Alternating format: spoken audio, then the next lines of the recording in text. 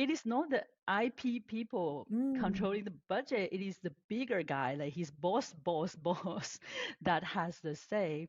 What to the intellectual property department, which looks like a big budget, a lot of money to them, but to the CTO, it's a tiny fraction of mm, his total budget. yeah. So that's the moment I realized, okay, I've been knocking on the wrong door. I need to approach the senior people.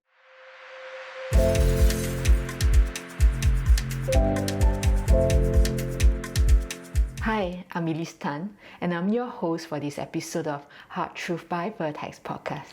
Today, I'm excited to be speaking with Guan Dian. Guan Dian is the co-founder, chief marketing officer, and APAC GM at Patsnap.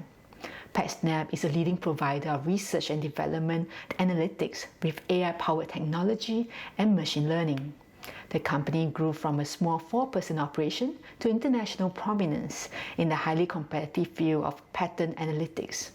Today, Patsnap enables more than 12,000 customers across more than 50 countries to be able to access market technology and competitive intelligence, as well as pattern insights to take products from ideation to commercialization. Guan Dian has over a decade of experience in the tech industry.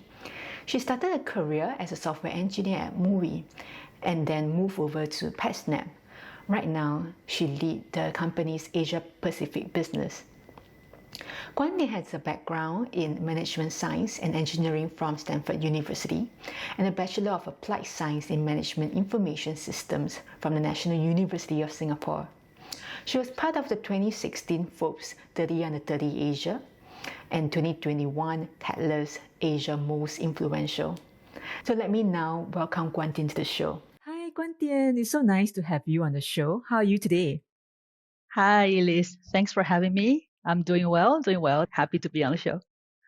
Yeah. What have you been up to recently? Well, I just relocated back to Singapore with my family. Okay. So lived in China for 14 years, ever since I joined Patsnap, and now moving back. Great. I think it's been such a great journey hearing and also following the journey of how PetSnap has grown over the last, 15 years. So maybe we can start off with a simple question, what is your role at PetSnap? Can you share with us? Okay, my role kind of changes over time. Uh, as a co-founder, you kind of do what's needed at that time for the company. So when I first joined Patsnap, I was in charge of building up the China commercial operation. So Mm. being the first salesperson, hiring the first salesperson, building up sales, marketing, customer success, so anything that's to do with commercial. And right now, my new role from this year onwards is general manager for Asia Pacific. So my focus will be growing the market in Asia Pacific outside of China, so including Japan, Korea, Southeast Asia. And I'm also wearing the hat of the Chief Marketing Officer for our global team. We need to have a comprehensive, cohesive message of marketing. So I'm also playing the role there. Mm, yeah, I can't agree more that marketing is about having that cohesive message so that you make sure that your audience hear it again and again, and that builds trust. So is that your new role as a APAC GM that brings you back to Singapore?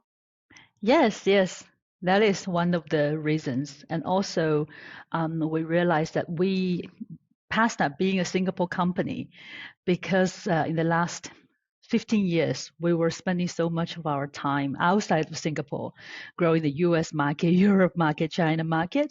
We're not very well known locally, Mm. unfortunately. So we thought, okay, it is the time that the Singapore government is investing in deep tech, investing in AI. Recently, they launched this National AI Strategy 2.0.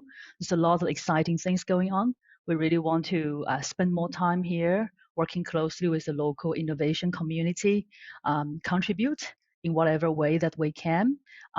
Yeah, making ourselves more known, more active in the local community. Yeah, good to know that we're building this innovation deep tech ecosystem in Singapore. Yes. I was also very curious about how did you get to know PetSnap? Just tell us about your journey. Okay. I think this was more than 14 years ago.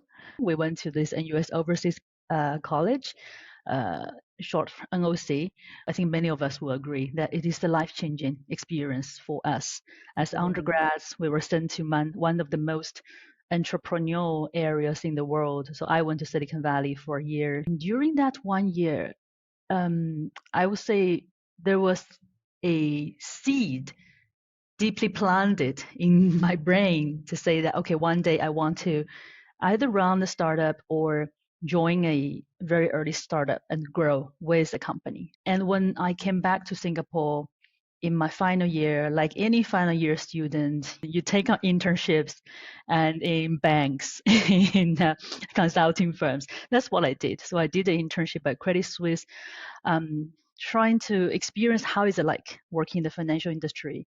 But I know deep down, I want to work in a smaller company, want to work in a startup, and hopefully a global, like startup with a global ambition. So that's when I met Jeff through a mutual friend, also from NOC. We met up for 3 hours. During the 3 hours was pretty much Jeffrey pitching me what is Patsnap about. I think at that point, he was still trying to build a prototype, the first prototype of the product with a very small grant from NUS. And the day after, he invited me to join some presentation to our school mentors. And after that, I decided, okay, this sounds like exciting opportunity, and this is exactly what I want. No funding, no ready product, not sure where are the customers, and struggling and working in the container, like the equivalent of garage for Singapore standard. This is exactly what I wanted to do. So I raised my hand and joined Jeffrey, and has been working in Patsnap for the last 14, 15 years. Amazing. I was in a podcast recording with a colleague.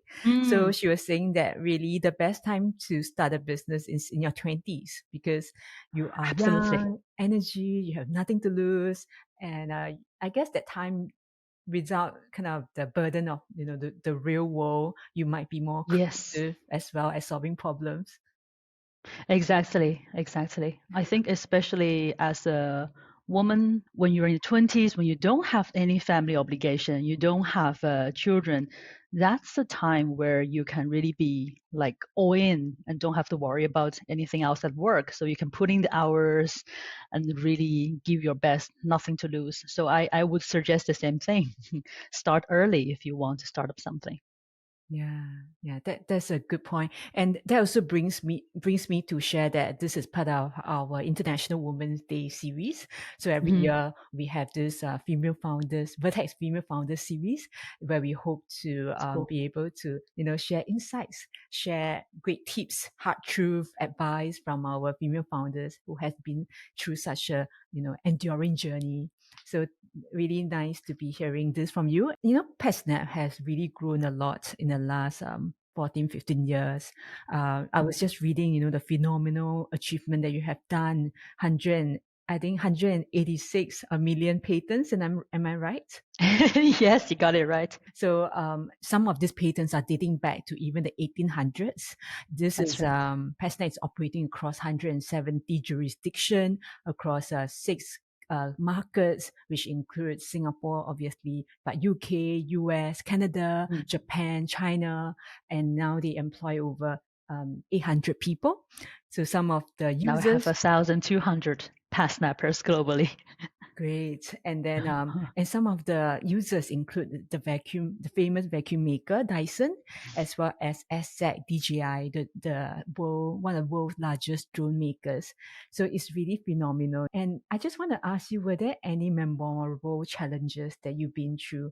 Oh, always, always there's challenge at every phase of the company. During the journey of growing PassSnap, there are a few periods of time where we really struggled.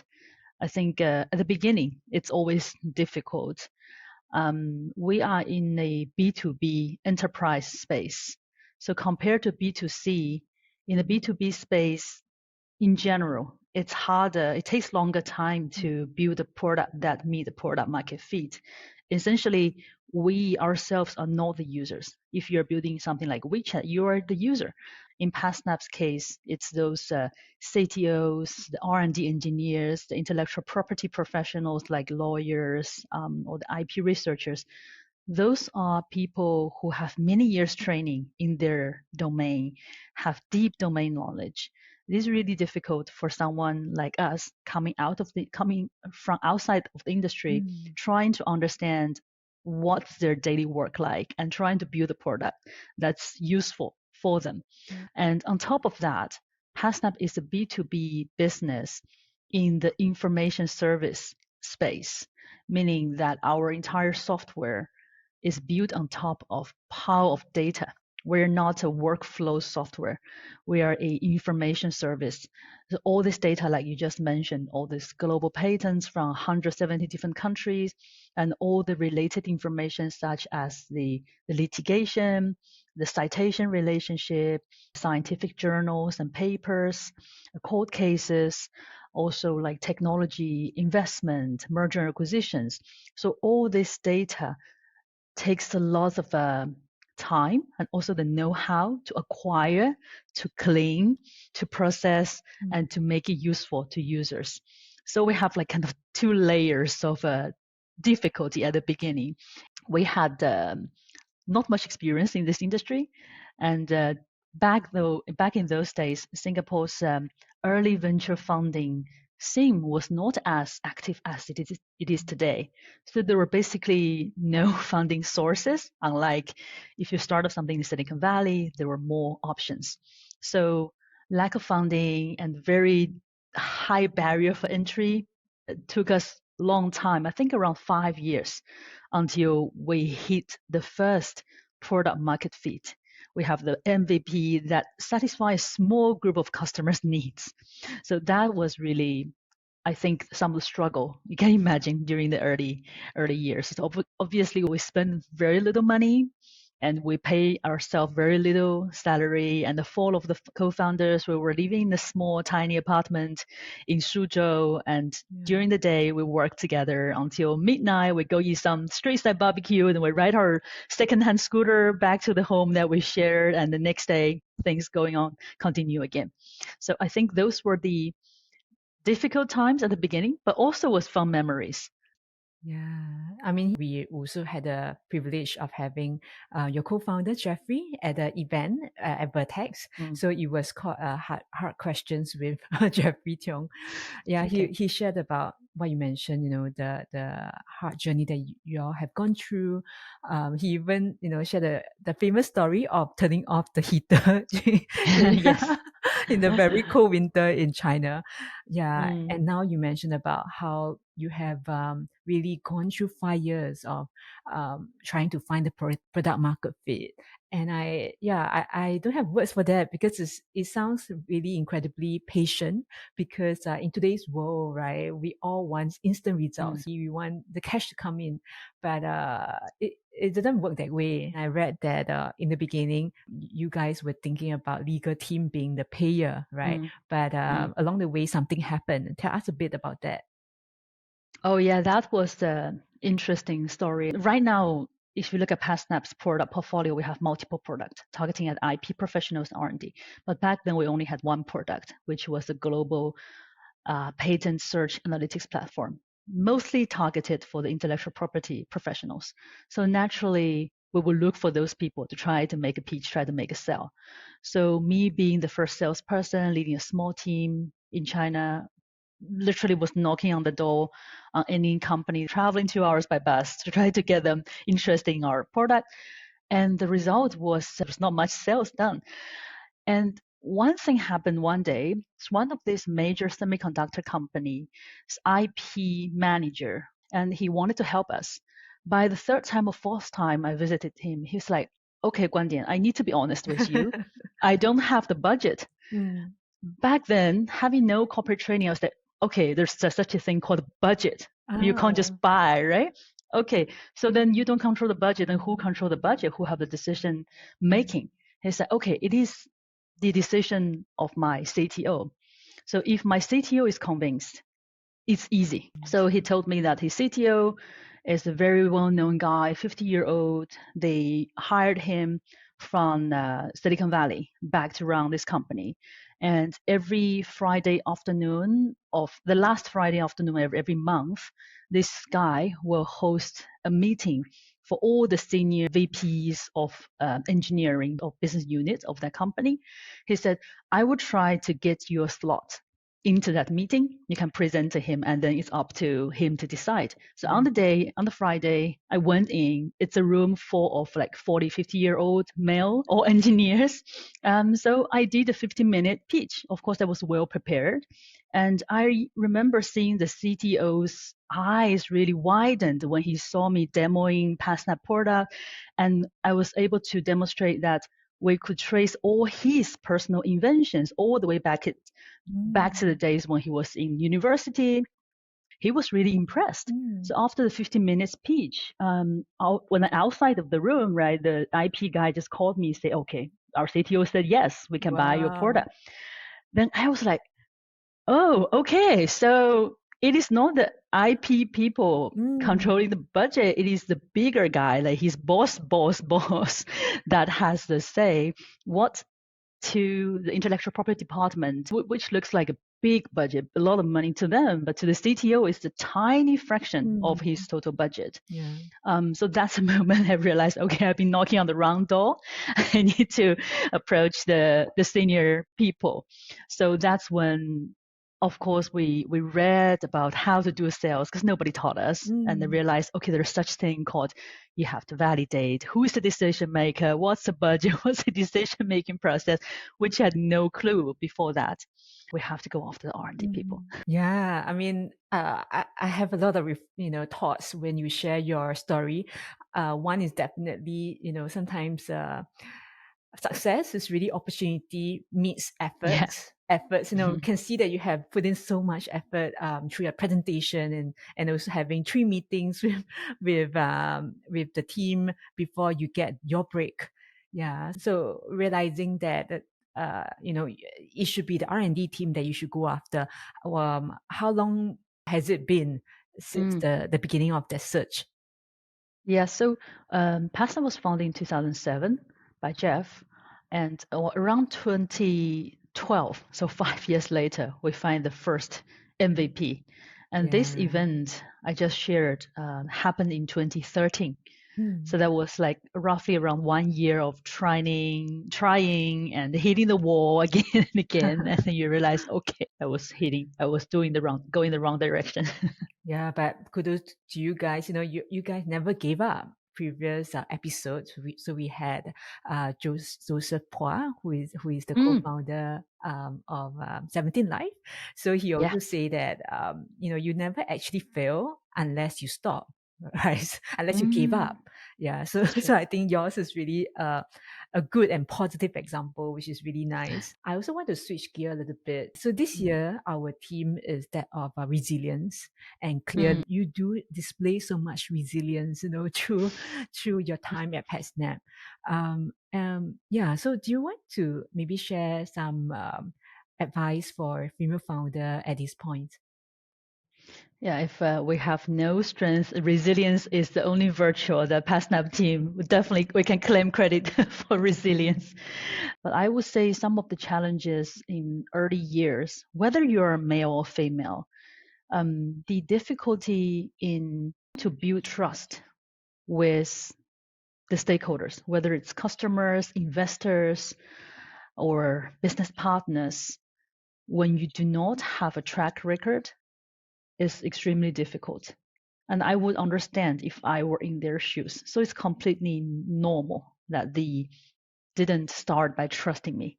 So that means as a young professional, as a young entrepreneur, we have to work harder to earn that trust, which means by doing more homework before you meet them, doing better preparation, and being humble and deliver on what you're promised, and slowly building on this trust, building on your own credibility. I would suggest to young professionals, whether women or men. I guess for women, it's you have to even try harder because on top of your lack of skill set, there could be other obligations as women, as a future mother. You have to take responsibility for. And for girls, especially, back to the earlier suggestion, start early.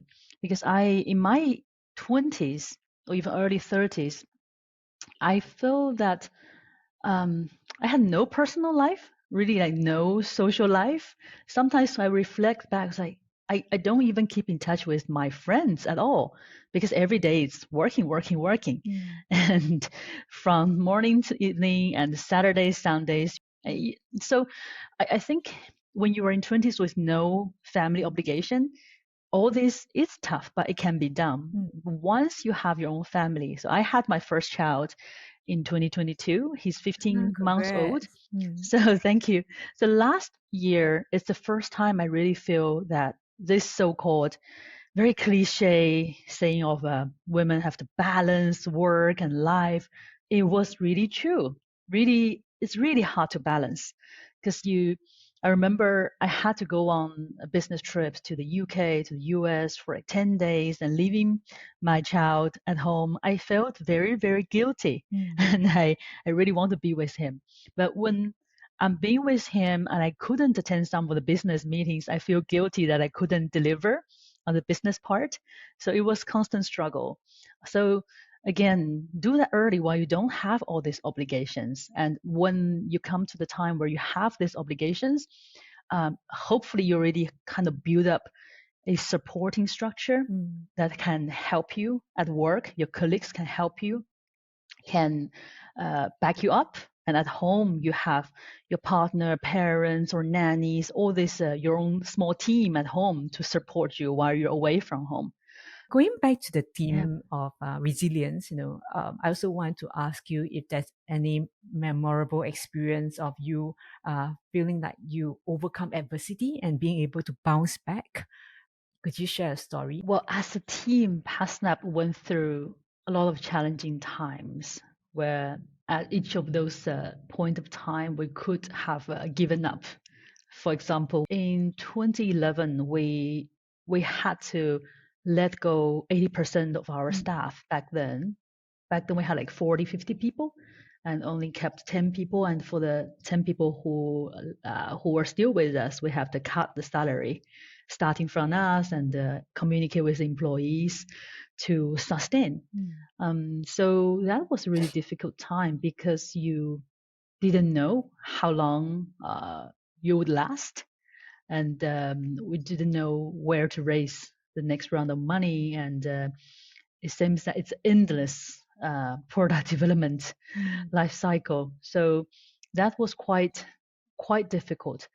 But I guess in those tough times, you just have to bite the bullet and keep going. And also those kind of difficulty, lacking of resources, forced us to be hyper focused. I think at the beginning we were trying to build a product that satisfied many users' need. I clearly remembered when we really was like have maybe 6 months or even shorter runway, we have to decide, okay, if we have to just focus on one group of customers or one type of need, what would it be? So we're very, very specific on, okay, out of all the potential prospects, this tiny group of prospects, if we manage to deliver 1, 2, 3, they will probably buy our product. So we're very, very focused. Like today, Patsnap have a patent document from 180 countries. Back then, we narrowed down to saying that if we can deliver the patents with high accuracy from 5 major countries, that can satisfy this tiny group of need. So we're focusing on just getting the 5 countries' data really high quality. And we managed to do that, managed to prove the product market fit and made some revenue, and then one customer after another, and slowly see a trajectory. And so that's just one example. There are many other examples as well. Yeah, I'm very sure. And before our episode, I also chatted with Roshni, with the founder of Parent Inc., previously known as Asian Parent.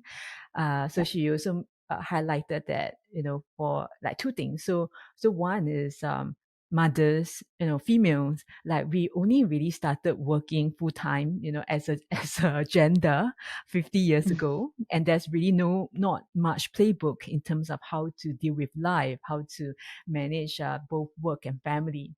And then on top of that, you started a tech business 15 years ago, where there's really no playbook for a Singapore headquartered tech business that is taking on the world. So it's really like doubly hard, right? Inventing and going along, building the two playbooks yourself.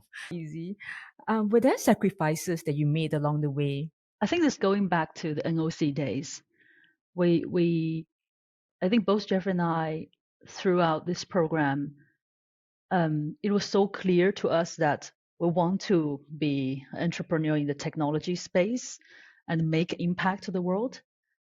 My internship at the bank made me realize that working in a giant organization like that couldn't make an impact that I want. So we knew that we're doing something that we always wanted. So back then it didn't feel like we were making sacrifice, because I think if you really feel you're sacrificing, then you'll be deeply unhappy. But in retrospect, I think me personally, the biggest sacrifice is first, like zero social life. Every day's work. Like in your best, most fun years in your 20s, you had no social life. And the second thing is also, I think that stress, the long hours, caused some harm to the body. But when I was in the 20s, we don't feel it.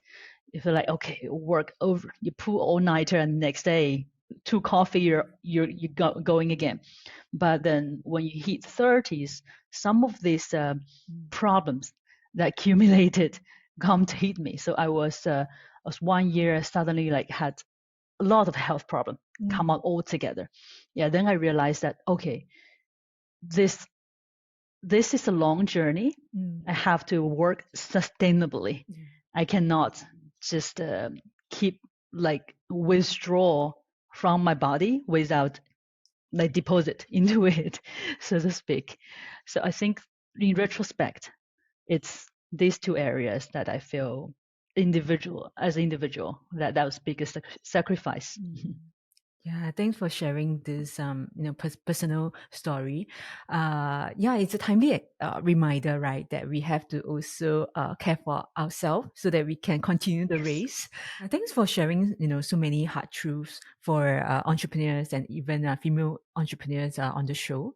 So I also want to then go back to kind of understanding the Vertex relationship as well. When did you meet Vertex? Early 2014. And how did the connection come about? Just curious about the story. Right. So our angel investor, Edmund Yong, helped set up a meeting with Vertex. I believe Edmund and Carmen used to work as colleagues in EDB Investment. Okay. So that's how the connection happened. I'm glad there was the connection. And definitely Vertex, we have been very proud to be supporting Patsnap over the years. Yeah, because in the interviews that you have done publicly, so one of the things that you said was it's so important to get the right partner, the right investors on your board, so in your company. So share a bit about your relationship with Vertex. Yeah, I think we're very fortunate to have Vertex on our board. We have been in this partnership for almost 10 years now. We read stories about what happened in Silicon Valley, right? When you have a bad board member, very aggressive person on the board, when things go south, it could be really detrimental to the company. So we were quite nervous as early stage entrepreneurs when it comes to who do we want to bring in as the investor, because we heard all the horror stories. But the relationship with the Vertex has always been great. from the beginning. I think the team, they are very professional, also very friendly, very personable. So whether it's Keylog, Juho, or Carmen, or some of the early members, Evie, the relationship has developed beyond an investor and company relationship. There is a personal relationship uh, between us and the Vertex team. When we live in China, when we catch up, there's always strategizing about new ideas, and every meeting, like Gilog will follow up by introducing us to some relevant people.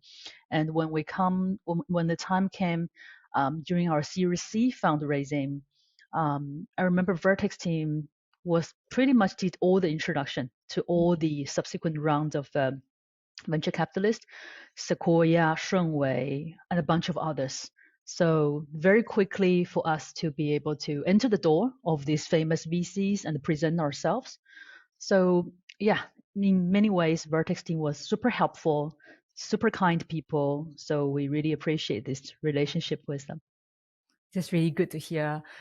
Yeah, for us, we think that is so fulfilling to be able to bring not just capital but also value to our founders in terms of whether it's opening doors to investors or partners, or just giving being a sounding board to the Yes. founders. Yeah, so it's definitely hearing from Juho and Carmen. It's been a really satisfying journey. And I also want to touch on a very popular topic, which is artificial intelligence, because I think that before AI catches fire, Patsnap has already been deploying AI, right? So I read about how your team would, for example, come across a publication by someone, and then when they come across another one with similar or same name, they would use AI to see if it was the same person. So I think that also provide a lot of value to your users. So just tell us more about, how have you been using AI or generative AI? And I heard there is also a new cool product that you just launched. Yeah. Yeah, definitely.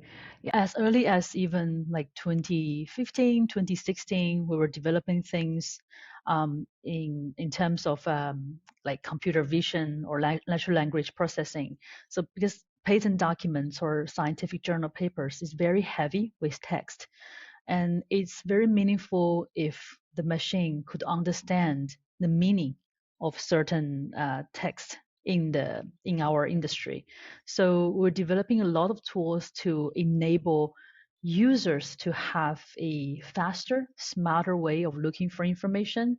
So some examples are like we use computer vision to develop an image search tool. If I am a designer in the automobile space, I have a drawing, I have an idea, I have a drawing. They can upload the drawing, and our system will search across all the 180 million patent documents globally, dated all the way back to the 18th century, and return the patents that have the similar looking image and design. So this significantly shortened the time for the users to find the information.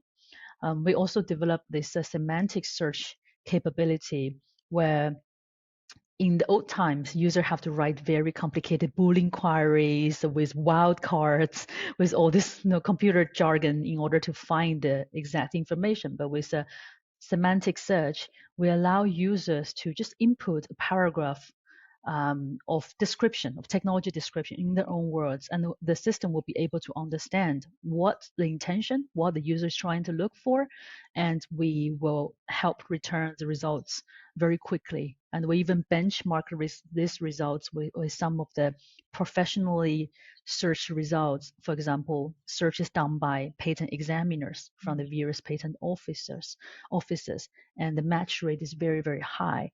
So it means that as the inventor, because my invention eventually have to go to the patent examiners for them to check whether it's new, whether it's novel. So that saves me a lot of time. Also, saving time to companies means shorten the time to go to market. In a hyper competitive world, everybody's like rushing to push the new product to the market the fastest. So those were the last generation of AI, which we started building 2015, 2016, which has really benefited our users significantly. And recently, with generative AI, with ChatGPT, we were also one of the first in the industry in very quickly embracing it. Even in 2023, when the general capital market was very much emphasizing on improving productivity, controlling cost, we still managed to shift some of our budget to developing our own large language model.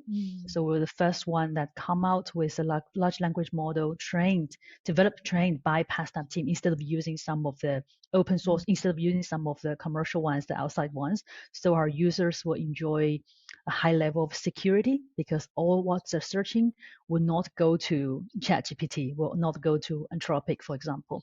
So they'll stay within the Patsnap system. So we recently launched it, actually just last week, our own Patsnap Copilot. We have like a chatbot. So the users can interact with the chatbot to ask questions such as, please summarize for me the key technology benefit of this particular page that I'm looking at. So within seconds, the bot can summarize a 100-page long patent document and tell the user, like, these are the key benefits of this technology and how is it different from the rest of the technology. And also they can ask some generic patent IP related questions. And also with this new generative AI, we allow users to quickly generate technology reports, or we call invention disclosure, which used to take them like a week to write. Now take them like seconds. So we're very excited about this new wave of generative AI. Yeah, and we will have throughout this year, we'll have a few major product launch. So we'll be very happy to share with you guys when it's out. Yeah, sounds good. And, as you share throughout the podcast, it's very clear to me that one of the value of Patsnap is definitely customer centricity. I love how, you have invented the technologies to be able to serve them better. And especially now with the co-pilot. So, yeah, it is really remarkable. Yeah. Customer centricity it's written in our company values. This is number one. And I know a lot of companies talk about it, but for us, we really think it's super, super critical for Patsnap's survival. So Jeffrey nowadays still go on to meet customers every month. You'll visit a dozen of customers every month, wherever he travels to. And come back sharing the stories. And all the senior leaders are required to visit customers. So you have to stay close to the customers in order to know what they want. Again, we are not the users of our product. They are the professionals. We have to learn from them. This is really, really critical. And technology is in the blood of Patsnap. I think we have a good, in the founding team, we have Marcus, our CTO. He's very much a techie, and Jeffrey loves technology.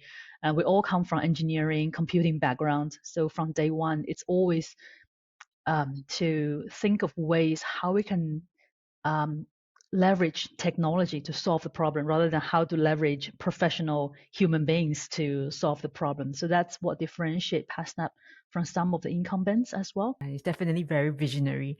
As I think back our conversation, we do talk about quite a bit of stories that went well. Was there a time where just being curious, you actually maybe gave the wrong information to your customer, or like your AI hallucinated?